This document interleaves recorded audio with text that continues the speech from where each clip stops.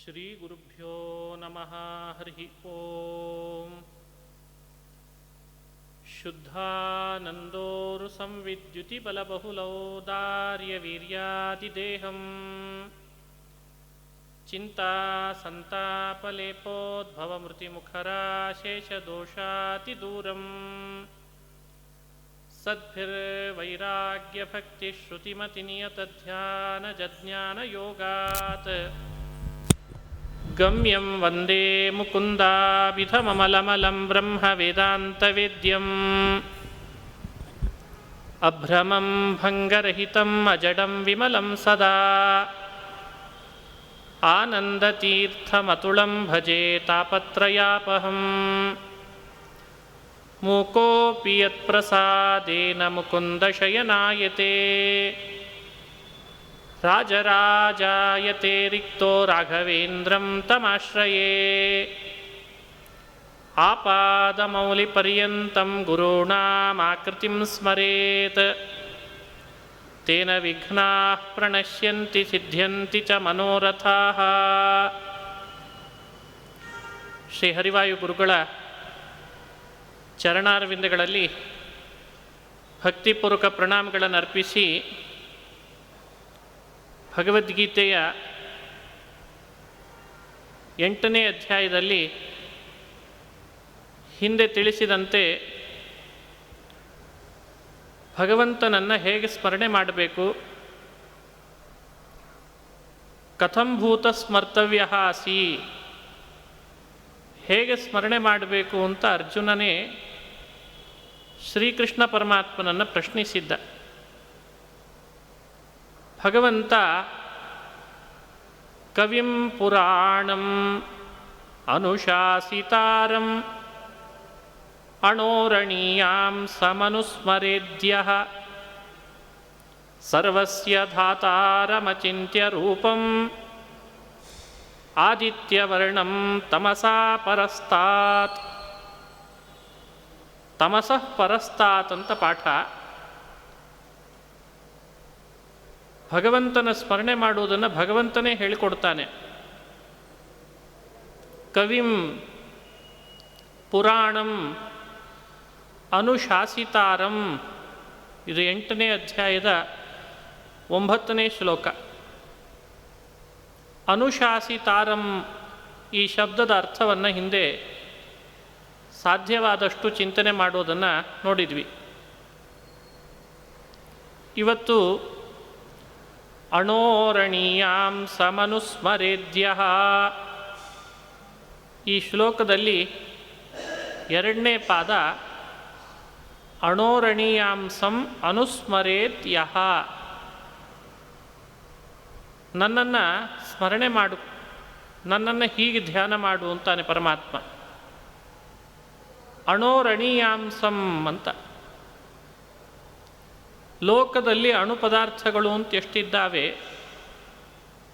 ಅವುಗಳಿಗಿಂತ ಅತ್ಯಂತ ನಾನು ಅಣು ಆಗಿದ್ದೇನೆ, ಅತ್ಯಂತ ಅಣು ಪ್ರಮಾಣ ನಾನಾಗಿದ್ದೇನೆ ಅಂತ ಸ್ಮರಣೆ ಮಾಡು ಅಂತಾನೆ. ಏನಿದರ ಅಭಿಪ್ರಾಯ? ಭಗವಂತನನ್ನ ವೇದಗಳಲ್ಲಿ ಅಣೋರಣೀಯಾನ್ ಮಹತೋ ಮಹೀಯಾನ್ ಅಂತ ಕೊಂಡಾಡ್ತದೆ. ಅಣುಗಿಂತಲೂ ಅಣು ಆಗಿದ್ದಾನೆ, ಮಹತ್ತಿಗಿಂತಲೂ ಮಹತ್ತಾಗಿದ್ದಾನೆ ಅಂತ ಚಿಂತನೆ ಮಾಡಿಸ್ತಾರೆ. ಅಣು ಪದಾರ್ಥಗಳು ಅಂತ ಎಷ್ಟಿದ್ದಾವೆ ಅವುಗಳಿಗಿಂತ ಅಣು ಆಗ್ತಾನೆ ಪರಮಾತ್ಮ. ಹಾಗಾದರೆ ದೇವರು ಎಷ್ಟು ಸಣ್ಣದು ಅಂತ ನಾವು ನೋಡ್ತೇವೆ, ಅದಕ್ಕಿಂತ ಸಣ್ಣ ರೂಪ ತಂದು ಇರ್ತದೆ. ಮತ್ತೊಂದು ಕಡೆಯಲ್ಲಿ ಮಹತೋ ಮಹೀಯಾನ್, ಮಹತ್ತಿಗಿಂತ ಮಹತ್. ಆ ಭಗವಂತನ ಮಹಿಮೆ ಆಗಿದೆ. ಎರಡೂ ವಿರುದ್ಧಗಳೇ. ಆದರೂ ಭಗವಂತನ ವಿಷಯದಲ್ಲಿ ಮಾತ್ರ ಎರಡೂ ಅವನಲ್ಲಿ ಇದೆ ಅಂತ ಚಿಂತನೆ ಮಾಡಿಸ್ತಾರೆ. ಆತ ಅಣುವಿಗೆ ಅಣುವೂ ಹೌದು, ಮಹತ್ತಿಗೆ ಮಹತ್ತೂ ಹೌದು ಅಂತ. ವಿರುದ್ಧ ದೇವರಲ್ಲಿ ಇಲ್ಲ. ವಿರುದ್ಧ ಧರ್ಮಗಳು ಪರಮಾತ್ಮನಲ್ಲಿ ಲೋಕತಃ ವಿರುದ್ಧ ಆದರೂ ಒಂದಾಗ್ತಾವೆ ಅಂತ ತಿಳಿಸ್ತಾರೆ. ಹಾಗೆ ಭಗವಂತನನ್ನು ಸ್ಮರಣೆ ಮಾಡುವಾಗ ಸರ್ವಸ್ಯ ಧಾತಾರಂ ಅಚಿಂತ್ಯ ರೂಪಂ ಆದಿತ್ಯವರ್ಣಂ ತಮಸಃ ಪರಸ್ತಾತ್. ಸರ್ವಸ್ಯ ಧಾತಾರಂ, ಇದು ಭಗವಂತನಲ್ಲಿರುವ ಮತ್ತೊಂದು ಗುಣ. ಈ ಗುಣವನ್ನು ದೇವರಲ್ಲಿ ಅನುಸಂಧಾನ ಮಾಡಬೇಕು. ಧಾತಾರಂ ಅಂದರೆ ಧಾರಣ ಪೋಷಣೆಗಳನ್ನು ಮಾಡುವವ ಅಂತರ್ಥ. ಧಾರಣ ಪೋಷಣಕರ್ತ. ಸರ್ವಸ್ಯ ಧಾತಾರಂ, ಸರ್ವಸ್ಯ ಅಂದರೆ ಚರಾಚರಾತ್ಮಕವಾದಂಥ ಪ್ರಪಂಚಕ್ಕೆ ಧಾರಣ ಹಾಗೂ ಪೋಷಣ. ಧಾರಣೆ ಬೇರೆ, ಪೋಷಣೆ ಬೇರೆ. ಎರಡನ್ನೂ ಭಗವಂತನೇ ಮಾಡ್ತಾ ಇದ್ದಾನಂತೆ. ಬಹಳ ಅರ್ಥಗರ್ಭಿತವಾದ ಮಾತು. ಈ ಗುಣವನ್ನು ದೇವರಲ್ಲಿ ಅನುಸಂಧಾನ ಮಾಡ್ರಿ ಅಂತಾರೆ. ಸರ್ವಸ್ಯ ಧಾತಾರಮಚಿಂತ್ಯ ರೂಪಂ. ನಾವು ನಮ್ಮ ಮನಸ್ಸಿನಿಂದ ಈ ಭಗವಂತನ ಸ್ವರೂಪವನ್ನು ಪೂರ್ಣ ಚಿಂತನೆ ಮಾಡ್ತೇವೆ ಅಂದರೆ ಸಾಧ್ಯನೇ ಇಲ್ಲ. ಅದಕ್ಕೆ ಅವನನ್ನು ಅಚಿಂತ್ಯ ರೂಪಂ ಅಂತ ಕರೀತಾರೆ. ನಾವು ನಮ್ಮ ಮನಸ್ಸಿನಿಂದ ಪೂರ್ಣ ಭಗವತ್ ಸ್ವರೂಪವನ್ನು ಸೆರೆ ಹಿಡಿಲಾರೆವು. ಲೋಕದೊಳಗೆ ಬೇರೆ ಎಲ್ಲ ವಸ್ತುಗಳನ್ನು ನಾವು ಸೆರೆ ಹಿಡಿತೇವೆ ಮನಸ್ಸಿನಿಂದ. ಇದೇನು ಅದೇನು ಅದೇನು ಅಂತ. ಅವುಗಳನ್ನು ಸೆರೆ ಹಿಡಿಯುವಾಗ ಪೂರ್ಣವಾಗಿ ನಮಗದನ್ನು ಚಿಂತಿಸ್ಲಿಕ್ಕೆ ಸಾಧ್ಯ ಆಗ್ತಿರಲ್ಲ. ದೇವರು ಸೃಷ್ಟಿ ಮಾಡಿದ ಪ್ರಪಂಚದಲ್ಲಿ ಎಷ್ಟೆಲ್ಲ ಅದ್ಭುತವಾದ ವಸ್ತುಗಳಿದ್ದಾವೆ. ಅವುಗಳನ್ನೇ ಪೂರ್ಣ ಚಿಂತನೆ ಮಾಡಿ ಮನಸ್ಸಿನಿಂದ ಸೆರೆ ಹಿಡಿದು ತಲೆಯಲ್ಲಿಟ್ಟುಕೊಳ್ಳಿಕ್ಕಾಗ್ತಾ ಇಲ್ಲ. ಇನ್ನು ಭಗವಂತನನ್ನು ಪೂರ್ಣ ಸೆರೆ ಹಿಡಿಲಿಕ್ಕೆ ಹೇಗೆ ಸಾಧ್ಯ? ಅದಕ್ಕೆ ಅವನನ್ನು ಅಚಿಂತ್ಯ ರೂಪಂ ಅಂತ ಚಿಂತನೆ ಮಾಡಬೇಕು. ಪೂರ್ಣವಾಗಿ ನಮ್ಮ ಮನಸ್ಸಿನಿಂದ ನಾವ್ಯಾರೂ ಸೆರೆ ಹಿಡಿಲಾರೆವು. ಚರಾಚರಾತ್ಮಕವಾದ ಪ್ರಪಂಚದ ಧಾರಣ ಪೋಷಣೆ ಮಾಡುವವ ನೀನು. ಅಣುವಿಗಿಂತ ಅತ್ಯಂತ ಅಣುವಾದವನು, ಅಣು ಪ್ರಮಾಣ ಹಾಗೂ ಅನುಶಾಸಿತ, ಅನುಶಾಸ್ತ, ಅನುಶಾಸಿತಾರ, ಶಿಕ್ಷಕ ಅಂತರ್ಥ. ಪುರಾಣ, ಸರ್ವಜ್ಞ, ಇದೆಲ್ಲ ಗುಣಗಳನ್ನು ಭಗವಂತನಲ್ಲಿ ಸ್ಮರಣೆ ಮಾಡಲಿ ಅಂತಾನೆ ಶ್ರೀಹರಿ. ಅಚಿಂತ್ಯ ರೂಪಂ ಅಂತ ಹೇಳಿದ್ದಲ್ಲದೆ ಆದಿತ್ಯವರ್ಣಂ ತಮಸಃ ಪರಸ್ತಾತ್. ಏನು ಅದ್ಭುತ ಈ ಮಾತು! ಭಗವಂತನಿಗೆ ರೂಪ ಇದೆ, ಭಗವಂತನಿಗೆ ದೇಹ ಇದೆ. ಭಗವಂತ ನಿರಾಕಾರನಲ್ಲ. ಕೆಲವು ದಾರ್ಶನಿಕರು ಅವನನ್ನು ವೇದ ಉಪನಿಷತ್ತುಗಳನ್ನು ಸರಿಯಾಗಿ ಅರ್ಥೈಸಿಕೊಳ್ಳಿಕ್ಕಾಗದೆ ಅವುಗಳಲ್ಲಿರೋ ವಿರೋಧವನ್ನು ಪರಿಹರಿಸಿಕೊಳ್ಳುವ ಮಾರ್ಗ ಅವರಿಗೆ ತಿಳಿಯದಿದ್ದಾಗ ನಿರಾಕಾರಂ ಅಂತ ಅವರು ಎಕ್ಸ್ಪ್ಲನೇಷನ್ ಕೊಡ್ತಾರೆ. ಆದರೆ ಪರಮಾತ್ಮನಿಗೆ ನಿಜವಾಗಲೂ ವರ್ಣ ಇದೆ, ಆಕಾರ ಇದೆ, ದೇಹ ಇದೆ, ಇಂದ್ರಿಯಗಳಿವೆ. ಯಾವುದೂ ಇಲ್ಲ ಅಂತ ಭಾವಿಸಬಾರ್ದು. ಅದಕ್ಕೆ ಅವನನ್ನು ಅಚಿಂತ್ಯವರ್ಣ, ಆದಿತ್ಯವರ್ಣಂ ಅಂತ ವಿವರಣೆ ಕೊಡ್ತಾರೆ. ಆದಿತ್ಯ ಅಂದರೆ ಸೂರ್ಯ ಅಂತ ಅರ್ಥ. ಹಿರಣ್ಮಯ ವಪುಹು ಅಂತ ಕರೀತಾರೆ. ಧೃತಶಂಕ ಚಕ್ರ ಹಿರಣ್ಮಯೇನ ಪಾತ್ರೇಣ ಅಂತ ಕೆಲವು ಕಡೆ ಹೇಳ್ತದೆ. ಹಿರಣ್ಯವರ್ಣ, ಬಹಳ ಕಡೆಯಲ್ಲಿ ಭಗವಂತನ ವರ್ಣವನ್ನು ಅನುಸಂಧಾನ ಮಾಡಿಸ್ತದೆ. ಇಲ್ಲಿ ದೇವರು ಹೇಳುವಾಗ ಆದಿತ್ಯವರ್ಣಂ ಅಂತ ತಿಳಿಸ್ತಾನೆ. ನನ್ನ ಪ್ರಭೆ ಸೂರ್ಯನಂತಿದೆ, ನನ್ನನ್ನು ಹಾಗೆ ಉಪಾಸನೆ ಮಾಡಲಿ ನನ್ನ ಭಕ್ತರು. ತಮಸಃ ಪರಸ್ತಾತ್, ಎರಡರ್ಥ. ದೇವರ ಸ್ಮರಣೆ ಮಾಡುವಾಗ ಈ ಚಿಂತನೆ ನಮಗೆ ಬರಬೇಕು. ತಮಸಃ ಪರಸ್ತಾತ್ ಅಂದರೆ ತಮಃ ಅನ್ನೋ ಶಬ್ದ ಪ್ರಕೃತಿಯನ್ನು ಕರೀತದೆ. ಶ್ರುತಿಯಲ್ಲಿ ತಮಸ್ ಶಬ್ದವನ್ನು ಪ್ರಕೃತಿ ಅಂತ ತಿಳಿಸಿದೆ. ಹಾಗಾಗಿ ತಮಸಃ ಪರಸ್ತಾತ್ ಅಂದರೆ ಪ್ರಕೃತಿಗಿಂತ ನಾನು ಅತ್ಯಂತ ಭಿನ್ನನಿದ್ದೇನೆ ಅಂತ ತಿಳಿಸ್ತಾನೆ. ಪ್ರಕೃತಿಗಿಂತ ನಾನು ವಿಲಕ್ಷಣ. ಇನ್ನೊಂದು ಅರ್ಥ ತಮಸಃ ಪರಸ್ತಾತ್ ಮೃತ್ಯುರ್ವಾವ ತಮಃ ಅಂತ ಶ್ರುತಿ ಮೃತ್ಯುವಿಗೂ ತಮಃ ಅಂತ ಶಬ್ದ ಆಡ್ತಾರೆ. ವೇದದಲ್ಲಿ ಆ ತಮಸ್ ಶಬ್ದವನ್ನು ಮೃತ್ಯು ಅಂತ ಕರೆದಿದ್ದಾರೆ. ಹಾಗಾಗಿ ಮೃತ್ಯುಗಿಂತ ನಾನು ವಿಲಕ್ಷಣ ಅಂತ ತಿಳಿಸ್ತಾನಂತೆ. ಮೃತ್ಯುಗಿಂತ ವಿಲಕ್ಷಣ, ಪ್ರಕೃತಿಗಿಂತ ವಿಲಕ್ಷಣ. ಈ ಎರಡು ಗುಣ ಚಿಂತನೆಯೂ ಆಗಬೇಕು.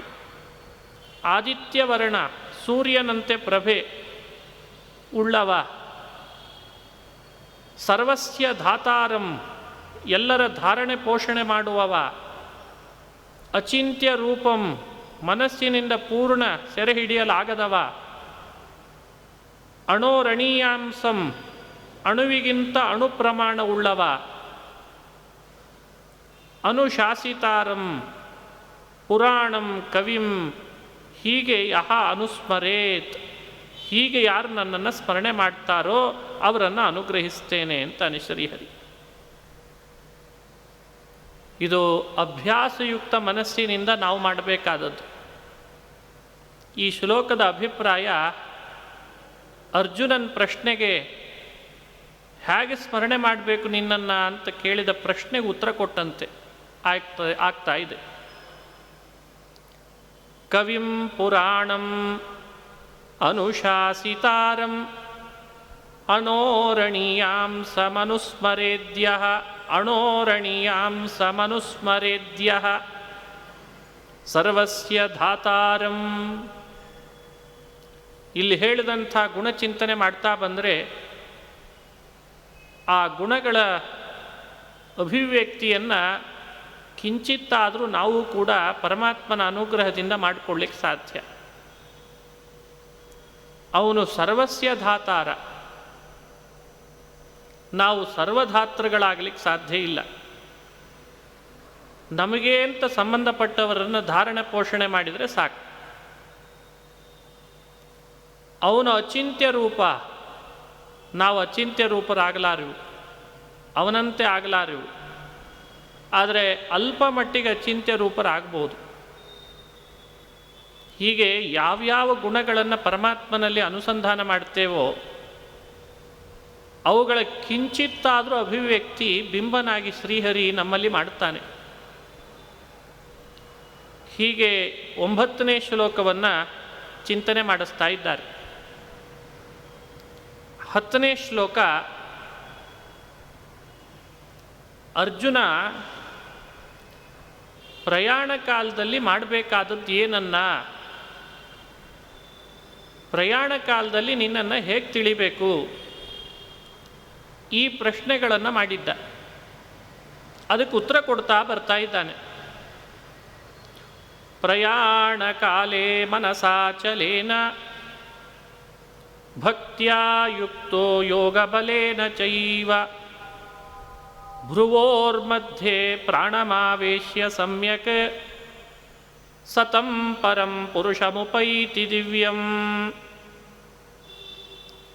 ಇದು 10ನೇ ಶ್ಲೋಕ 8ನೇ ಅಧ್ಯಾಯ. ಭಕ್ತ್ಯಾ ಯುಕ್ತಃ ಯೋಗ ಬಲೇನ, ಇದಂತೂ ಸರಿಯಾದದ್ದೇ, ಬಹಳ ಸ್ಪಷ್ಟವಾಗಿ ಹೇಳಿದ್ದಾನೆ. ಭಕ್ತಿಯಿಂದ ಸಹಿತನಾಗಿ ಪ್ರಯಾಣ ಕಾಲದಲ್ಲಿ ಯೋಗ ಬಲದಿಂದ ದೇಹವನ್ನು ಪರಿತ್ಯಜಿಸಬೇಕು. ಇನ್ನಿಷ್ಟು ವಿಷಯಗಳನ್ನು ಹೇಳ್ತಾನೆ. ಆ ವಿಷಯಗಳನ್ನು ಚಿಂತನೆ ಮಾಡಬೇಕು. ಯೋಗ ಬಲೇನ ಭ್ರುವೋರ್ಮಧ್ಯೆ ಪ್ರಾಣಮಾವೇಶ್ಯ ಅಂತಾನೆ ಪರಮಾತ್ಮ.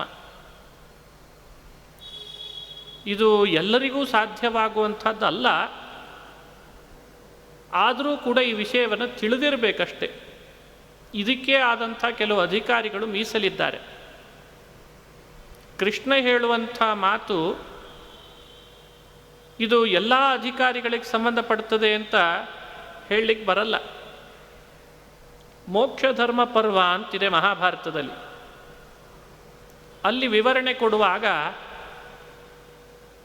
ಮೋಕ್ಷವನ್ನು ಪಡೆಯುವ ಅಧಿಕಾರಿ ಭಗವಂತನಲ್ಲಿ ವಿಶೇಷವಾದ ಭಕ್ತಿ, ಸಂಸಾರದಲ್ಲಿ ಅಭಿವೃದ್ಧವಾದ ವೈರಾಗ್ಯ ಹಾಗೂ ಅವನ ತತ್ವಜ್ಞಾನ ಮಾಡಿಕೊಂಡ್ರೂ ಮುಕ್ತಿಯನ್ನು ಪಡಿತಾನೆ ಅಂತ ತಿಳಿಸ್ತಾರೆ. ಹಾಗಾದರೆ ಕೃಷ್ಣ ಹೇಳುವ ಈ ಮಾತನ್ನು ಹೇಗೆ ತಿಳಿಬೇಕು? ಮೊದಲು ಈ ಮಾತಿಗೆ ಅಭಿಪ್ರಾಯ ಏನು?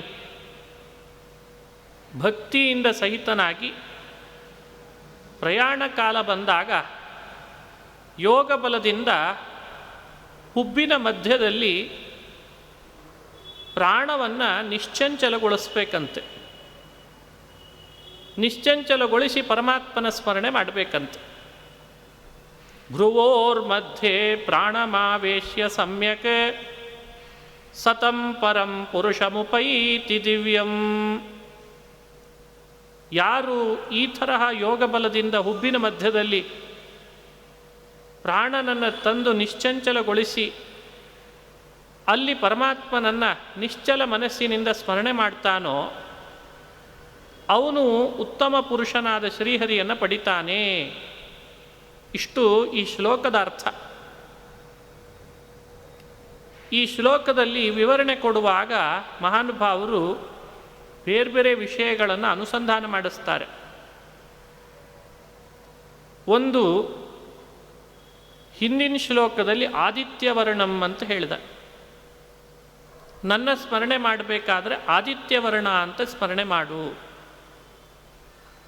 ಆದಿತ್ಯನಂತೆ ಪ್ರಭೆ ಇದೆ, ಸೂರ್ಯನಂತೆ ಪ್ರಭೆ ಇದೆ. ಹಾಗಾದರೆ ಪರಮಾತ್ಮನಿಗೆ ಶರೀರ ಇದೆ ಅಂತ ಅರ್ಥ ಆಯಿತು. ಕೆಲವರು ಪ್ರಶ್ನೆ ಮಾಡ್ತಾರೆ, ಭಗವಂತನಿಗೆ ಸೂರ್ಯನಂತೆ ಪ್ರಭೆ ಇದೆ ಅಂದರೆ ಶರೀರ ಬರಬೇಕಾಗ್ತದೆ.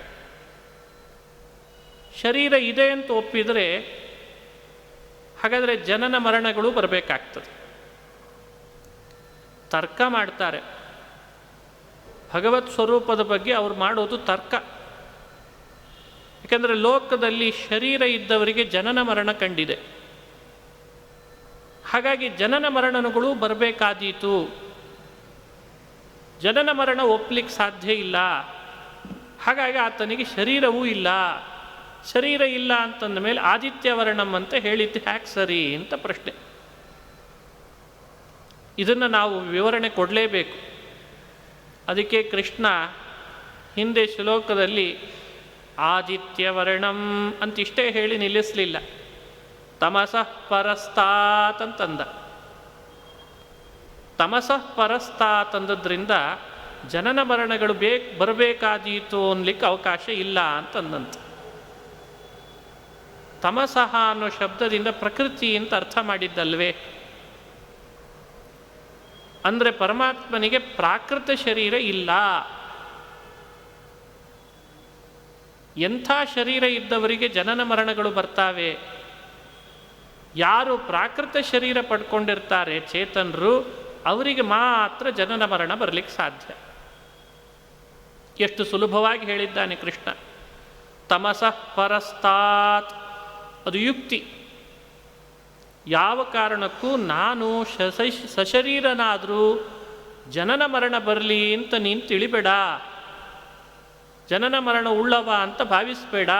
ಯಾಕೆ? ತಮಸಃ ಪರಸ್ತಾತ್, ಪ್ರಾಕೃತ ಶರೀರಕ್ಕಿಂತ ವಿಲಕ್ಷಣವಾದ ಶರೀರ ಪರಮಾತ್ಮಂದಿದೆ ಅಂತ. ಅದು ಚಿದಾನಂದಾತ್ಮಕವಾದ ದೇಹ. ಹಾಗಾಗಿ ಎಲ್ಲರಂತೆ ಭಗವಂತನ ಸ್ವರೂಪವನ್ನು ನಾವು ತಿಳಿಲಿಕ್ಕೆ ಸಾಧ್ಯ ಇಲ್ಲ. ಇದನ್ನು ಸ್ಪಷ್ಟಪಡಿಸ್ತಾ ಇದ್ದಾರೆ. ಸಶರೀರನಾದರೂ ಜನನ ಮರಣ ಬರಲಿ ಎನ್ನುವ ಆಶಂಕ ಬರಲ್ಲ. ತಮಸಃ ಪರಸ್ತಾತ್ ಅಂತ ಕೃಷ್ಣ ಹೇಳಿದ್ದಾನೆ. ಪ್ರಾಕೃತ ಶರೀರಕ್ಕಿಂತ ವಿಭಿನ್ನವಾದದ್ದು ಅವನದಾಗಿದೆ ಅಂತ ತಿಳಿಸ್ಲಿಕ್ಕೆ ತಮಸಃ ಪರಸ್ತಾತ್ ಅಂತ ಹೇಳಿದ್ದಾನಂತೆ. ಅವನ ದೇಹ ಅಪ್ರಾಕೃತ, ಅಪ್ರಾಕೃತ ದೇಹ ಪಡೆದವನಾದ್ದರಿಂದ ಜನನ ಮರಣದ ಪ್ರಶ್ನೆನೇ ಇಲ್ಲ ಅಂತಾಯಿತು. ಇನ್ನು ಯೋಗ ಬಲೇನ ಭ್ರುವೋರ್ ಮಧ್ಯೆ ಪ್ರಾಣಮಾವೇಶ್ಯ ಅಂತ ಮತ್ತೊಂದು ಮಾತು ಬಂತು. ಯೋಗ ಬಲದಿಂದ ಹುಬ್ಬಿನ ಮಧ್ಯದಲ್ಲಿ ಪ್ರಾಣನನ್ನು ನಿಲ್ಲಿಸು. ಇದು ಎಲ್ಲರಿಗೂ ಸಾಧ್ಯವಾಗುವಂಥದ್ದಲ್ಲ. ಅದಕ್ಕೆ ಹಿರಿಯರು ವ್ಯಾಖ್ಯಾನಿಸುವಾಗ ಈ ಶ್ಲೋಕಕ್ಕೆ ಅಧಿಕಾರಿಗಳು ಎರಡಿದ್ದಾರೆ ಅಂತ ತಿಳಿಸಿ ಆಮೇಲೆ ವ್ಯಾಖ್ಯಾನ ಮಾಡ್ತಾರೆ. ವಾಯುಜಯ ಅಂದರೆ ಶ್ವಾಸವನ್ನು ಚೆನ್ನಾಗಿ ನಿರೋಧಿಸಿ ಇರುವಂಥ ಕೆಲವು ಸಾಧಕರಿರ್ತಾರೆ. ವಾಯುಜಯಾದಿಗಳನ್ನು ಚೆನ್ನಾಗಿ ಮಾಡಿಕೊಂಡಂಥ ಸಾಧಕರಿರ್ತಾರೆ. ಅಂಥವರು ದೇಹ ಬಿಡುವಾಗ ಈ ರೀತಿಯಾಗಿ ದೇಹ ಬಿಡ್ತಾರಂತೆ. ಅವರಿಗೆ ಮುಕ್ತಿ ಕೊಡ್ತಾನೆ ಪರಮಾತ್ಮ. ಇನ್ನು ಕೆಲವರು ಇದ್ದಾರೆ, ವಾಯುಜಯ ಮಾಡಿಲ್ಲ, ಅವರು ಶ್ವಾಸ ನಿರೋಧ ಎಲ್ಲ ಮಾಡಿಲ್ಲ, ಆದರೆ ಜ್ಞಾನ ಭಕ್ತಿ ಚೆನ್ನಾಗಿದೆ, ವೈರಾಗ್ಯವಂತರಾಗಿದ್ದಾರೆ, ಅವರಿಗೂ ಮುಕ್ತಿ ಇದೆ. ಪ್ರಮಾಣಾನುಗುಣವಾಗಿ ಅನುಸಂಧಾನ ಮಾಡಬೇಕು. ಹಾಗಾಗಿ ಅವರಿಗೂ ಮುಕ್ತಿ ಇದೆ. ಸ್ವಲ್ಪ ವ್ಯತ್ಯಾಸ ಹೇಳ್ತಾರೆ. ವಾಯುಜಯಾದಿಗಳನ್ನು ಸಂಪಾದನೆ ಮಾಡಿದವರಿಗೆ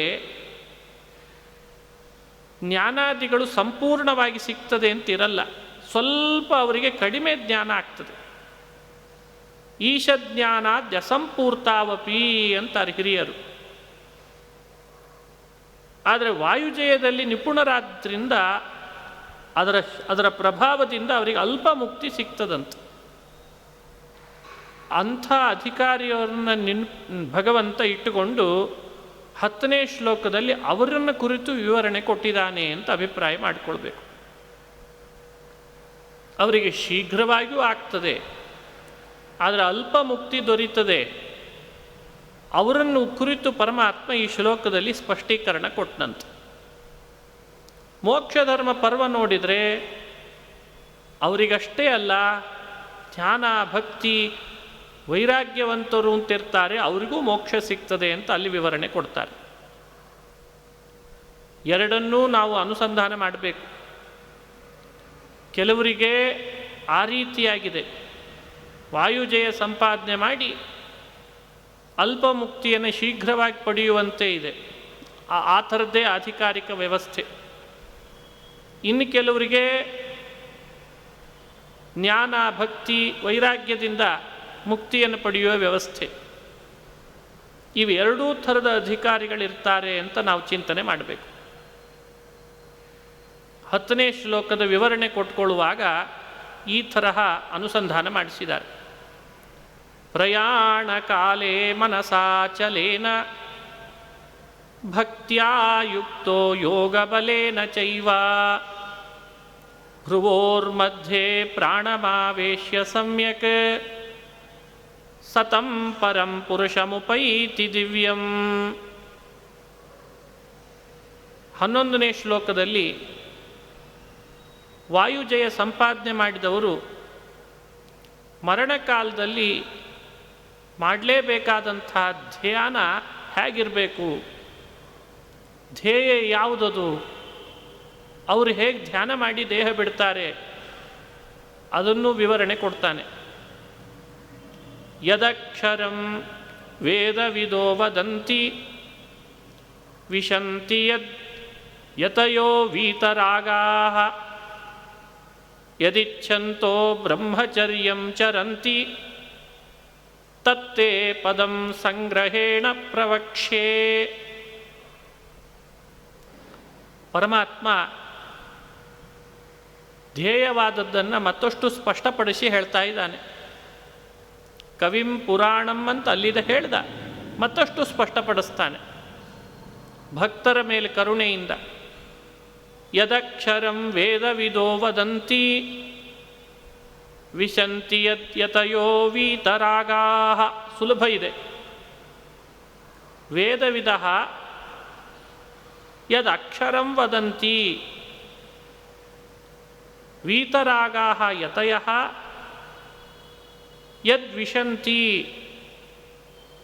ಬ್ರಹ್ಮಚರ್ಯಂ ಇಚ್ಛಂತಃ ಯದಿಚ್ಛಂತಃ ಬ್ರಹ್ಮಚರ್ಯಂ ಚರಂತಿ ತತ್ತೇ ಪದಂ ಸಂಗ್ರಹೇಣ ಪ್ರವಕ್ಷೆ ಅಂತಾನೆ ಕೃಷ್ಣ. ಇಲ್ಲಿ ಪದ ಅಂತ ಶಬ್ದ ಆಡಿದಾನೆ. ಪದ ಅಂತ ಕರೆಯೋದು ಯಾವುದನ್ನು? ಪದವಿಯನ್ನು ಅಂತ ಅರ್ಥ ಅಲ್ಲ. ಪದ ಅಂದರೆ ಸ್ಥಾನ ಅಂತ ಅರ್ಥ ಅಲ್ಲ. ಪದ ಅಂದರೆ ದೇವರ ಕಾಲುಗಳು ಅಂತ ಇಷ್ಟೇನೂ ಅರ್ಥ ಅಲ್ಲ. ಇಲ್ಲಿ ಪದ ಅಂದರೆ ಪರಮಾತ್ಮನ ಸ್ವರೂಪ ಅಂತ ಅರ್ಥ.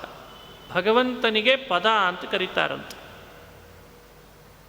ವೇದದಲ್ಲಿ ಪರಮಾತ್ಮನನ್ನು ಪದ ಅಂತ ಕರೆದಿದ್ದಾರೆ. ಮುಮುಕ್ಷುಗಳಿಂದ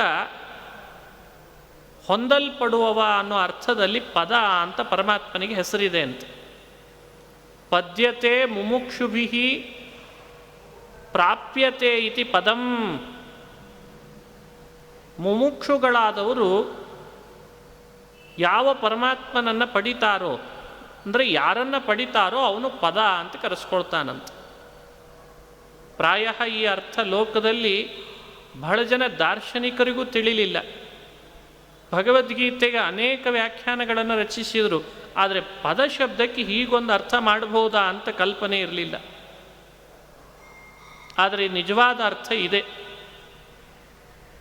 ಪದಗತೌ, ಪ್ರಾಪ್ತಿ ಅನ್ನೋ ಅರ್ಥ ಇಟ್ಕೊಂಡಿದ್ದಾರೆ. ಪದಲ್ರ ಗತವು ಅಂತ ಧಾತುವಿಗೆ ಪ್ರಾಪ್ತಿಯನ್ನು ಅರ್ಥ ಮಾಡಿಕೊಂಡು ಪದ ಅನ್ನೋ ಶಬ್ದಕ್ಕೆ ಹೊಂದಲ್ಪಡುವವ, ಮುಮುಕ್ಷುಗಳಿಂದ ಹೊಂದಲ್ಪಡುವವ ಅಂತ ವ್ಯಾಖ್ಯಾನ ಮಾಡ್ತಾರೆ. ಹಾಗಾದರೆ ಯತ್ ತತ್ ತೇ ಪದಂ ಅಂತಂದರೆ ಅಂತಹ ಭಗವಂತನ ಸ್ವರೂಪವನ್ನು ಸಂಕ್ಷೇಪವಾಗಿ ಹೇಳ್ತೇನೆ, ಹ್ಯಾಕ್ ಸ್ಮರಣೆ ಮಾಡಬೇಕು ಅನ್ನೋದನ್ನು ಸಂಕ್ಷೇಪವಾಗಿ ಹೇಳ್ತೇನೆ ಅಂತ ಅರ್ಥ ಅಂತ. ತತ್ತೇ ಪದಂ ಸಂಗ್ರಹೇಣ ಪ್ರವಕ್ಷೆ ಅಂದರೆ ಇಷ್ಟರ್ಥ ಬಂತು. ಆ ಭಗವತ್ ಸ್ವರೂಪಕ್ಕೆ ಉಳಿದೆಲ್ಲವೂ ಕೂಡ ವಿಶೇಷಣವಾಗಿ ನೀಡಿದ. ಎಂಥ ಭಗವತ್ ಸ್ವರೂಪ ಹೇಳ್ತೇನೆ? ಯದಕ್ಷರಂ ವೇದವಿದೋ ವದಂತಿ, ವೇದವಿದ ಯದಕ್ಷರಂ ವದಂತಿ. ಯಾವ ಭಗವತ್ ಸ್ವರೂಪ ಇದೆ ಅದು, ಅದನ್ನು ಅಕ್ಷರ ಅಂತ ಕರೆದಿದ್ದಾರೆ. ಈಗಾಗಲೇ ಒಂದು ಸಲ ಅಕ್ಷರ ಶಬ್ದದ ವಿವರಣೆ ಕೊಟ್ಟಿದ್ದೇನೆ. ಕ್ಷರ ಅಂದರೆ ನಾಶ, ಅಕ್ಷರ ಅಂದರೆ ನಾಶರಹಿತ ಅಂತ ಅರ್ಥ. ಇನ್ನೊಂದು ಅರ್ಥ ಅದಿಂದ ಆರಂಭ ಮಾಡಿ ಕ್ಷ ತನಕ ಇರುವ ವರ್ಣಗಳಿಂದ ಪ್ರತಿಪಾದ್ಯ. ಪುನಃ ಪುನಃ ಬರ್ತದೆ ಭಗವದ್ಗೀತೆಯಲ್ಲಿ ಅಕ್ಷರ ಶಬ್ದ. ಇಲ್ಲಿ ಮತ್ತೆ ಪುನಃ ಹೇಳಿದ ವೇದವಿದ, ವೇದ ತಿಳಿದವರು ಯಾವ ಭಗವಂತನ ಸ್ವರೂಪವನ್ನು ಅಕ್ಷರ ಅಂತ ಕರೀತಾರೆ. ಅಕ್ಷರ ನಾಶರಹಿತ, ಅಂಥ ಭಗವತ್ ಸ್ವರೂಪವನ್ನು ಸಂಗ್ರಹದಿಂದ ಹೇಳ್ತೇನೆ, ಸಂಕ್ಷೇಪವಾಗಿ ಹೇಳ್ತೇನೆ ಅಂತ ಪ್ರಾರಂಭ ಮಾಡ್ತಾನೆ. ಅವನ ಸ್ಮರಣೆಯ ಪ್ರಕಾರವನ್ನು ಹೇಳ್ತೇನೆ. ಎರಡನೇ ಪಾದದಲ್ಲಿ ವೀತರಾಗಾ ಯತಯಃ ಯದ್ವಿಶಂತಿ. ವೀತರಾಗಾ ಕಾಮಕ್ರೋಧಾದಿಗಳಿಂದ ದೂರರಾದಂಥ, ಯತಯಃ ಅಂದರೆ ಪ್ರಯತ್ನಶೀಲರು ಅಂತ ಅರ್ಥ. ನಿಷ್ಕಾಮಯೋಗ ರತರಾದವರು ಯತಿಗಳು. ಅಂಥ ಪ್ರಯತ್ನಶೀಲರು ಯದ್ವಿಶಂತಿ, ಯಾವ ಪರಮಾತ್ಮನನ್ನು ಪ್ರವೇಶ ಮಾಡ್ತಾರೋ, ಯದಿಚ್ಛಂತಹ, ಯಾವ ಭಗವಂತನ ಪ್ರಾಪ್ತಿಯನ್ನು ಬಯಸಿದವರು, ಬ್ರಹ್ಮಚರ್ಯಂ ಚರಂತಿ. ಬ್ರಹ್ಮಚರ್ಯಂ ಅಂದರೆ ಶಬ್ದದ ಅರ್ಥ ಬ್ರಹ್ಮಣಿ ಚರಣಂ ಬ್ರಹ್ಮಚರ್ಯಂ ಅಂತ ವಿವರಣೆ ಕೊಟ್ಟಿದ್ದಾರೆ. ಮನಸ್ಸು ಮೊದಲಾದಂಥ ಇಂದ್ರಿಯಗಳನ್ನು ಯಾವಾಗಲೂ ಪರಮಾತ್ಮನಲ್ಲಿರುವಂತೆ ಮಾಡ್ತಾರೋ, ಅಂದರೆ ಯಾರಲ್ಲಿ ಇರುವಂತೆ ಮಾಡ್ತಾರೋ ಅಂಥ ಭಗವಂತನ ಸ್ವರೂಪವನ್ನು ಸಂಕ್ಷೇಪವಾಗಿ ಹೇಳ್ತೇನೆ ಅಂತಾನೆ ಶ್ರೀಹರಿ.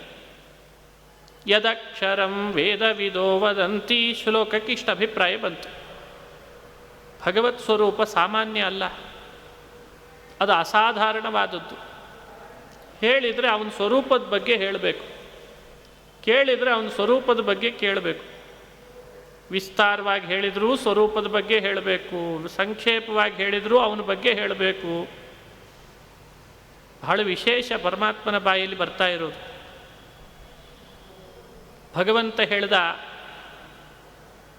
ವೇದ ತಿಳಿದವರು, ವೇದಾಂತ ತಿಳಿದವರು, ಉಪನಿಷತ್ತು ತಿಳಿದವರು ಅವನ ಸ್ವರೂಪವನ್ನಲ್ವೇ ಅಕ್ಷರ ಅಂತ ಕರೆಯೋದು. ಅದನ್ನು ಹೇಳ್ತೇನಪ್ಪ. ಪ್ರಯತ್ನಶೀಲರು ಕಾಮ, ಕ್ರೋಧ, ಲೋಭ, ಮೋಹ, ಮದ, ಮಾತ್ಸರ್ಯಗಳನ್ನು ನಿಗ್ರಹಿಸಿಕೊಂಡವರು ಅವನನ್ನಲ್ವೇ ಪ್ರವೇಶ ಮಾಡ್ತಾರೆ. ಅಂಥ ಭಗವಂತನ ಸ್ವರೂಪ ಹೇಳ್ತೇನಪ್ಪ. ಮನಸ್ಸು ಮೊದಲಾದ ಇಂದ್ರಿಯಗಳನ್ನು ಯಾವಾಗಲೂ ಯಾವ ಪರಮಾತ್ಮನಲ್ಲಿ ನೆಲೆಗೊಳಿಸ್ತಾರೋ ಅವನು ಬೇಕು ಅಂತ ಅವನನ್ನು ಇಚ್ಛೆ ಪಟ್ಟು ಅಂಥ ಭಗವತ್ ಸ್ವರೂಪವನ್ನು ಹೇಳ್ತೇನೆ ಅಂತಂತಾನೆ. ಇದರಿಂದ ಹೇಳ್ತೇನೆ ಯಾಕೆ ಅಂತನ್ನೋದಕ್ಕೆ ಉತ್ತರ ಕೊಟ್ಟ ಹಾಗಾಯಿತು. ಅದನ್ನು ನಾವು ಸೂಕ್ಷ್ಮ ಅಬ್ಸರ್ವ್ ಮಾಡಿದರೆ ಆ ಒಂದೊಂದು ವಿಶೇಷಣಗಳು ಕೂಡ ವೇದ ತಿಳಿದವರು ಹೇಳ್ತಾರೆ, ಪ್ರಯತ್ನಶೀಲರು ಪ್ರವೇಶ ಮಾಡ್ತಾರೆ, ಬ್ರಹ್ಮಚರ್ಯವನ್ನು ಪಾಲನೆ ಮಾಡ್ತಾರೆ. ಯಾರಿಗಾಗಿ? ಅಂಥದ್ದನ್ನು ಹೇಳ್ತೇನೆ ಅಂದದ್ರಿಂದಲೇ ನಾವು ಆ ರೀತಿಯಾಗಿ ಅನುಸಂಧಾನ ಮಾಡಬೇಕು. ಯಾಕೆ ಹೇಳ್ತಾನೆ ಶ್ರೀಹರಿ ಅಂತನ್ನೋದು ಅದೆಲ್ಲ ಒಂದೊಂದು ವಿಶೇಷಣಗಳು ಕೂಡ ಅಲ್ಲಿ ಉತ್ತರ ಇದೆ. ಇದು 11ನೇ ಶ್ಲೋಕದಿಂದ ಭಗವಂತ ಆ ಪರಮಾತ್ಮನ ಸ್ವರೂಪ ಸ್ಮರಣೆಯ ಪ್ರಕಾರವನ್ನು ಸಂಕ್ಷೇಪವಾಗಿ ಹೇಳ್ತೇನೆ ಅಂತ ಹೇಳಿಬಿಟ್ಟೆ. ಮುಂದೆ ಹೇಳುವಾಗ ಧ್ಯೇಯ ಸ್ವರೂಪವನ್ನು ಹಾಗೂ ಅವನ ಸ್ಮರಣೆಯ ಪ್ರಕಾರವನ್ನು ಹೇಳ್ತೇನೆ ಅಂತ ಪ್ರತಿಜ್ಞೆ ಮಾಡಿ ಅದರ ಪ್ರಕಾರವನ್ನು ಹೇಳಲಿಕ್ಕೆ ಪ್ರಾರಂಭ ಮಾಡ್ತಾನೆ. ಅದು 12ನೇ ಶ್ಲೋಕದಲ್ಲಿ ಪ್ರಸ್ತಾಪ ಆಗ್ತದೆ. ಸರ್ವದ್ವಾರಾಣಿ ಸಂಯಮ್ಯ ಮನೋಹೃದಿ ನಿರುದ್ಧ್ಯ ಚ ಮೂರ್ಧ್ನ್ಯಾಧಾಯಾತ್ಮನಃ ಪ್ರಾಣಂ ಆಸ್ಥಿತೋ ಯೋಗಧಾರಣಂ. ಸರ್ವದ್ವಾರಾಣಿ ಸಂಯಮ್ಯ ಮನೋಹೃದಿ ನಿರುದ್ಧ್ಯ ಚ. ಏನು ಅದ್ಭುತ ಈ ಶ್ಲೋಕ. ಸ್ಮರಣೆಯ ಪ್ರಕಾರ ಹೇಳ್ತಾನೆ ಶ್ರೀಹರಿ. ಹಿಂದೆ ಸ್ಮರಣೆಯ ಪ್ರಕಾರವನ್ನು ಹೇಳ್ತೇನೆ ಅಂತ ಹೇಳಿದ ಪ್ರಕಾರ ವಿವರಣೆ ಕೊಡ್ತಾ ಇದ್ದಾನೆ. ಸರ್ವದ್ವಾರಾಣಿ ಸಂಯಮ್ಯ ಅಂತಂತಾರೆ. ದೇಹದೊಳಗೆ ಎಷ್ಟು ದ್ವಾರಗಳಿದ್ದಾವೆ ಎಲ್ಲವನ್ನೂ ಕೂಡ ನಿಯಂತ್ರಣ ಮಾಡಬೇಕಂತ. ಎಲ್ಲ ದ್ವಾರಗಳನ್ನು ನಿಯಂತ್ರಣ ಮಾಡಿ ದೇಹ ಬಿಡಬೇಕಂತೆ. ಎಲ್ಲ ದ್ವಾರಗಳು ಅಂತಂದ್ರೆ ಅರ್ಥ ಏನಿಲ್ಲಿ? ನಾಡಿಗಳು ಅಂತ ಅರ್ಥ. ಉಪನಿಷತ್ತುಗಳು ತಿಳಿಸುವಂತೆ ಅನೇಕ ನಾಡಿಗಳಿದ್ದಾವೆ. 72,000 ನಾಡಿಗಳಿದ್ದಾವೆ. ಅವುಗಳಿಗೆಲ್ಲ ದ್ವಾರ ಅನ್ನೋ ಹೆಸರಿನಿಂದಲೂ ಕರೀತಿರ್ತಾರೆ. 101 ಪ್ರಧಾನ ನಾಡಿಗಳು ಅಂತಿದ್ದಾವೆ. 12 ಅದಕ್ಕಿಂತಲೂ ಪ್ರಧಾನವಾದ ನಾಡಿಗಳು. ಅದರಲ್ಲಿ ಮತ್ತೆ 3 ಪ್ರಧಾನ ನಾಡಿ, ಅದರೊಳಗೆ ಒಂದು ಇನ್ನೂ ಪ್ರಧಾನ ಅಂತ ಕರೀತಾರೆ. ವಾಯು ಸಂಚಾರ ಮಾಡುವಂಥ ಅಪೂರ್ವವಾದ ನಾಡಿ, ಅದನ್ನು ಬ್ರಹ್ಮನಾಡಿ ಅಂತ ಹೆಸರಿನಿಂದ ಕರೆದಿದ್ದಾರೆ. ಅದನ್ನೊಂದನ್ನು ಬಿಡಬೇಕು. ಅದನ್ನೊಂದನ್ನು ಬಿಟ್ಟು ಉಳಿದೆಲ್ಲ ನಾಡಿಗಳನ್ನು ನಿಯಂತ್ರಣ ಮಾಡಬೇಕು. ಇದನ್ನು ಕೃಷ್ಣ ಪರಮಾತ್ಮ ಸರ್ವದ್ವಾರಾಣಿ ಸಂಯಮ್ಯ ಅನ್ನೋ ಶಬ್ದದಿಂದ ತಿಳಿಸ್ತಾನಂತ. ಕನ್ನಡೀಕರಿಸೋರು ಬಹಳ ಜನ ಶ್ಲೋಕಕ್ಕೆ ದೇಹದಲ್ಲಿರುವಂಥ ಈ ಏನು ದ್ವಾರಗಳಿದ್ದಾವೆ, ನವದ್ವಾರ, ಅವುಗಳನ್ನು ನಿಯಂತ್ರಿಸಿ ಅನ್ನೋ ಅಭಿಪ್ರಾಯದಲ್ಲಿ ಹೋಗಿದ್ದಾರೆ. ಬ್ರಹ್ಮನಾಡಿಯನ್ನು ಬಿಟ್ಟು ಉಳಿದ ನಾಡಿಗಳನ್ನು ನಿಯಂತ್ರಿಸಿ ಅಂತ ನಿಜವಾದ ಅರ್ಥ ಇದಕ್ಕೆ ಪ್ರಮಾಣಾನುಗುಣವಾಗಿ. ಮನೋಹೃದಿ ನಿರುದ್ಧ್ಯ ಚ ಅಂತಿದೆ. ಈ ಶಬ್ದ ಮಾತ್ರ ಬಹಳ ವಿಚಿತ್ರವಾದದ್ದು. ಮನಸ್ಸನ್ನು ಹೃದಯದಲ್ಲಿ ನಿರೋಧಿಸಿ ಅಂತಾನೆ ಕೃಷ್ಣ. ಅರೆ, ಮನಸ್ಸನ್ನು ಹೃದಯದಲ್ಲಿ ನಿರೋಧಿಸೋದು ಅಂದ್ರೆ ಅರ್ಥ ಏನು? ಸಾಧ್ಯನಾ? ಮನಃ ಅಂದರೂ ಹೃದಯನೇ, ಹೃದಯ ಅಂದರೆ ಹೃತ್ತಂದ್ರೆ ಹೃದಯನೇ. ಮತ್ತೆ ಮನಸ್ಸನ್ನು ಮನಸ್ಸಿನಲ್ಲಿ ನಿರೋಧಿಸಿ ಅಂತ ಶಬ್ದ ಇದೆ. ಮನೋಹೃದಿ ನಿರುದ್ಧ್ಯ ಚ ಅಂತ ಹೇಳಿದಾಗಿದೆ. ಇಲ್ಲಿ ಸ್ಪಷ್ಟ ಶಬ್ದನೇ ಇದೆ. ಕಠಿಣವಾಗಿದೆ. ಕನ್ನಡದಲ್ಲಿ ಟ್ರಾನ್ಸ್ಲೇಟ್ ಮಾಡಿದರೆ ಮನಸ್ಸನ್ನು ಹೃದಯದಲ್ಲಿ ನಿರೋಧಿಸಿ ಅಂತ ಹೀಗೆ ಟ್ರಾನ್ಸ್ಲೇಟ್ ಮಾಡ್ತಾರೆ. ಎಲ್ಲರೂ ಹಾಗೆ ಅರ್ಥ ಮಾಡಿದ್ದಾರೆ. ದೇಹ ಬಿಡೋ ಕೊನೆ ಕ್ಷಣಗಳನ್ನು ನಾವು ಮನಸ್ಸನ್ನು ಹೃದಯದಲ್ಲಿ ನಿಲ್ಲಿಸು ಅಂತಂದರೆ ಏನು ತಿಳ್ಕೊಳ್ಬೇಕು? ದೇವರ ಸ್ಮರಣೆಯ ಪ್ರಕಾರ ಹೇಳಲಿಕ್ಕೆ ಹೊರಟ ಶ್ರೀಹರಿ ಈ ಥರದ ಶಬ್ದಗಳನ್ನು ಆಡಿದ್ದಾನೆ. ಇದೆಲ್ಲ ವೇದ ಉಪನಿಷತ್ತುಗಳಲ್ಲಿ ಬಂದ ವಿಷಯಗಳು. ಅದನ್ನು ಹಾಗಾಗೇ ಭಗವಂತ ನಮಗೆ ತಿಳಿಸಿಕೊಡ್ತಾ ಇದ್ದಾನೆ. ಇಲ್ಲಿ ಹೃದಿ ಅನ್ನೋ ಶಬ್ದಕ್ಕೆ ನಾರಾಯಣ ಅಂತ ಅರ್ಥ ಅಂತ. ಮನಸ್ಸನ್ನು ಹೃದಯ ನಿರುದ್ಧ ಅಂದರೆ ನಾರಾಯಣನಲ್ಲಿ ಅಂತ ಅರ್ಥ ಮಾಡಬೇಕಂತ. ನಾರಾಯಣನಲ್ಲಿ ನಿಲ್ಲಿಸಬೇಕು ಅಂತ ಅರ್ಥ. ಪ್ರಾಣವಾಯುವನ್ನು ಮೂರ್ಧನಾ ಸ್ಥಳದಲ್ಲಿ ಸುಷುಮ್ನಾ ಮಾರ್ಗದಿಂದ ಬ್ರಹ್ಮರಂಧ್ರದಲ್ಲಿ ತಂದು ಅಖಂಡವಾದ ಸ್ಮೃತಿ, ಅಖಂಡ ಸ್ಮೃತಿ ರೂಪವಾದಂಥ ಯೋಗ ಧಾರಣೆಯನ್ನು ಮಾಡಬೇಕು. ಅದು ನಿಜವಾಗಲೂ ಕೂಡ ಭಗವಂತನನ್ನು ನಾವು ಪಡೀಲಿಕ್ಕೆ ಕಾರಣ ಆಗ್ತದೆ. ದೇಹದೊಳಗೆ ಚಕ್ಷುಷ ಕಣ್ಣಿನಿಂದ ಪ್ರಾಣ ಹೋಗ್ತದೆ ದೇಹ ಬಿಡುವಾಗ, ಕಿವಿಯಿಂದ ಪ್ರಾಣ ಹೋಗ್ತದೆ. ಆದರೆ ಅವರೆಲ್ಲ ಬ್ರಹ್ಮಲೋಕಕ್ಕೆ ಭಗವಂತನ ಪ್ರಾಪ್ತಿಗೆ ಕಾರಣ ಆಗ್ತದೆ ಅಂತಿಲ್ಲ, ಮುಕ್ತಿಗೆ ಕಾರಣ ಆಗ್ತದೆ ಅಂತಿಲ್ಲ. ಅದು ವೇದ ಹೇಳುವಂತೆ ಕಣ್ಣಿನಿಂದಲೋ ಕಿವಿಯಿಂದಲೋ ಪ್ರಾಣ ಹೋದರೆ ಮುಕ್ತಿ ಆಗ್ತದೆ ಅಂತಿಲ್ಲ. ಆದರೆ ಸುಷುಮ್ನಾ ನಾಡಿಯ ಮೂಲಕ ಹೋದರೆ ಮಾತ್ರ ಮುಕ್ತಿ. ಆ ಕಾನ್ಸೆಪ್ಟನ್ನು ಪರಮಾತ್ಮ ನಿರೂಪಣೆ ಮಾಡಿ ತೋರಿಸ್ತಾ ಇದ್ದಾನೆ. ಸರ್ವದ್ವಾರಾಣಿ ಸಂಯಮ್ಯ ಮನೋಹೃದಿ ನಿರುದ್ಧ್ಯ ಚ ಮೂರ್ಧ್ನ್ಯಾಧಾಯಾತ್ಮನಃ ಪ್ರಾಣಂ ಆಸ್ಥಿತೋ ಯೋಗಧಾರಣಂ ಅಂದರೆ ಇಷ್ಟರ್ಥ.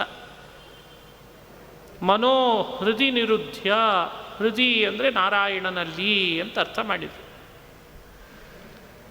ಹೃದ್ ಶಬ್ದಕ್ಕೆ ನಾರಾಯಣ ಅಂತ ಅರ್ಥ ಎಲ್ಲಿಂದ ಬಂತು? ಹ್ಯಾಕ್ ಸಾಧ್ಯ? ಯೌಗಿಕವಾದ ವ್ಯುತ್ಪತ್ತಿ ತೋರಿಸ್ತಾರೆ ಹಿರಿಯರು.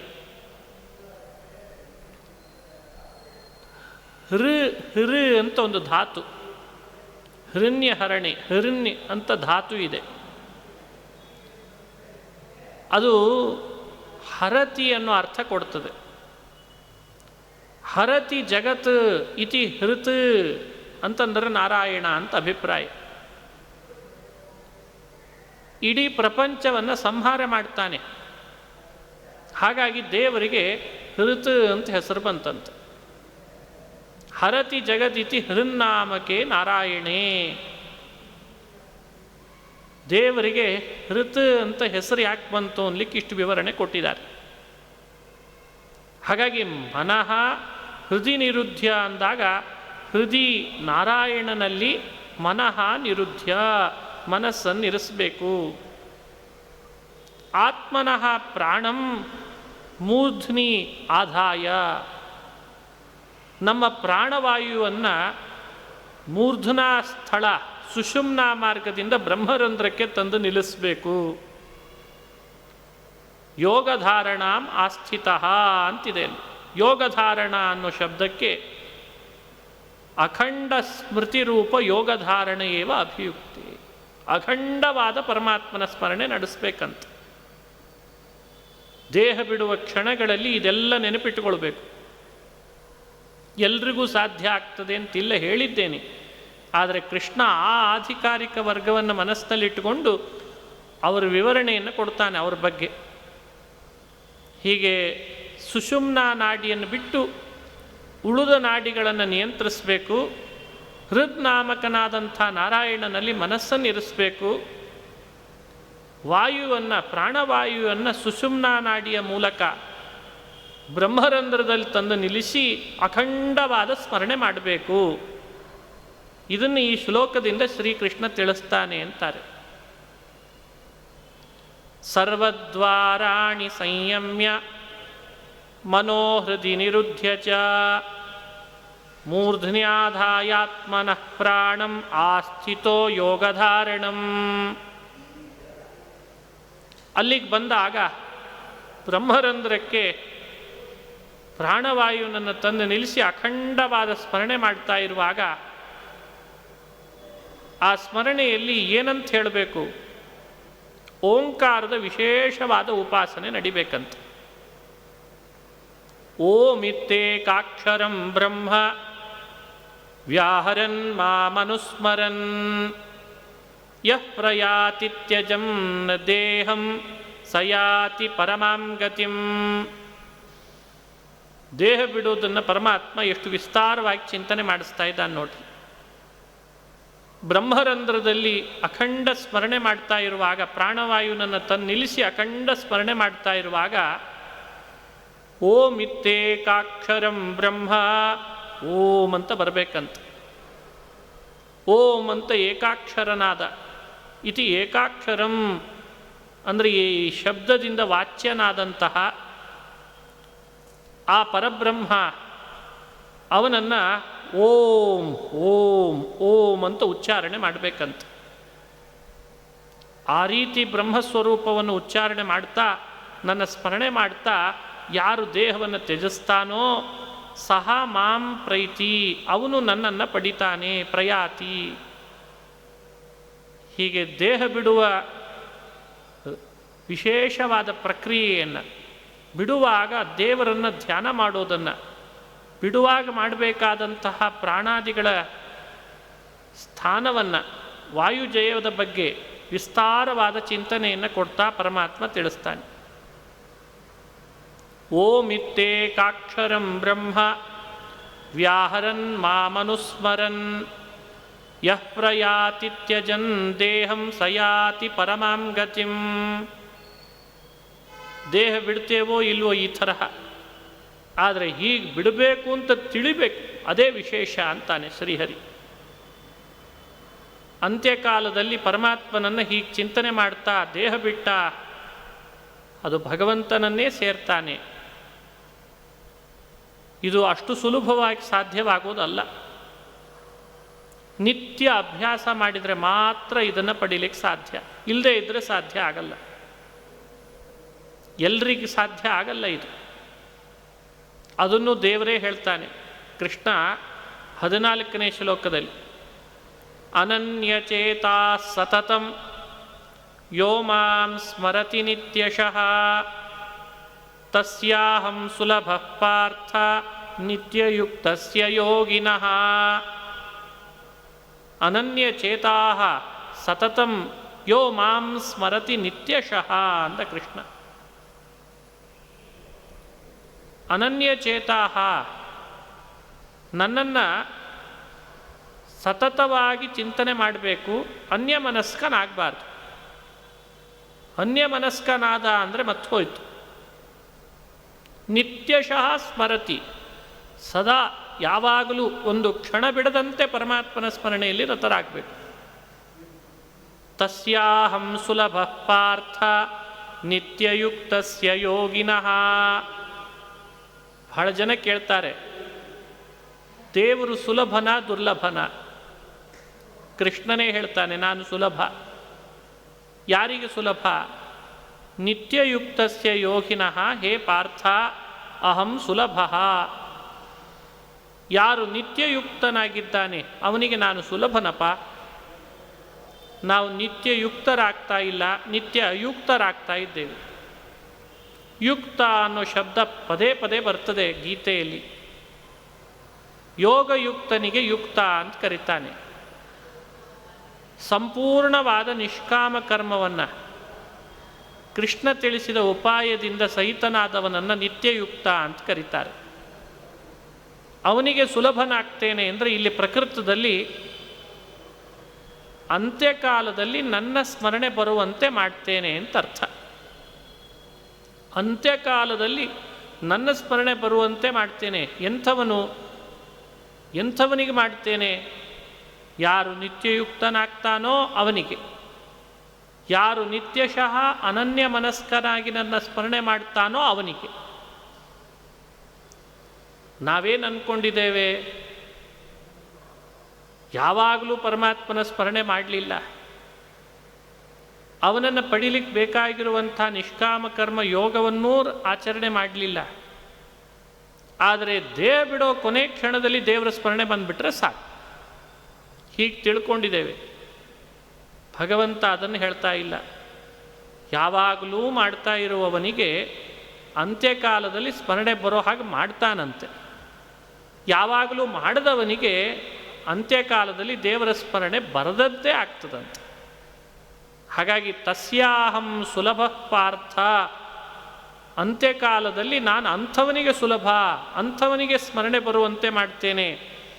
ಯಾರು ನಿತ್ಯಯುಕ್ತನೋ, ಯಾರು ಅನನ್ಯ ಮನಸ್ಕನಾಗಿ ಸತತವಾಗಿ ನನ್ನ ಸ್ಮರಣೆ ಮಾಡ್ತಾನೋ ಅಂಥವನಿಗೆ ಮಾಡ್ತೇನೆ ಅಂತಂದ ಕೃಷ್ಣ. ಹೀಗೆ 14ನೇ ಶ್ಲೋಕ ಆ ವಿವರಣೆಯನ್ನು ಕೊಟ್ಟು ನಮಗೆ ಚಿಂತನೆ ಮಾಡಿಸ್ತದೆ. 15ರಲ್ಲಿ ಹೇಳುವಾಗ ಮಾಮುಪೇತ್ಯ ಪುನರ್ಜನ್ಮ ದುಃಖಾಲಯಮಶಾಶ್ವತಂ ನಾಪ್ನುವಂತಿ ಮಹಾತ್ಮಾನಃ ಸಂಸಿದ್ಧಿಂ ಪರಮಾಂ ಗತಾಃ. ಮಹಾತ್ಮಾನಃ ಪರಮಾಂ ಸಂಸಿದ್ಧಿಂ ಗತಾಃ ಅಶಾಶ್ವತಂ ದುಃಖಾಲಯಂ ನ ಆಪ್ನುವಂತಿ ಅಂತಾನೆ ಕೃಷ್ಣ.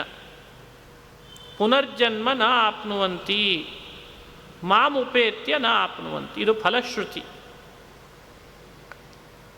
ದೇಹ ಬಿಡುವ ಪ್ರಕ್ರಿಯೆ ಭಗವಂತ ಹೇಳಿದಂತೆ ನಾವೇನಾದರೂ ಅನುಸರಣೆ ಮಾಡಿ ಹಾಗೇ ದೇಹ ಬಿಟ್ವಿ ಅಂತಾದರೆ ಪುನರ್ಜನ್ಮಕ್ಕೆ ಅವಕಾಶವೇ ಇಲ್ಲ.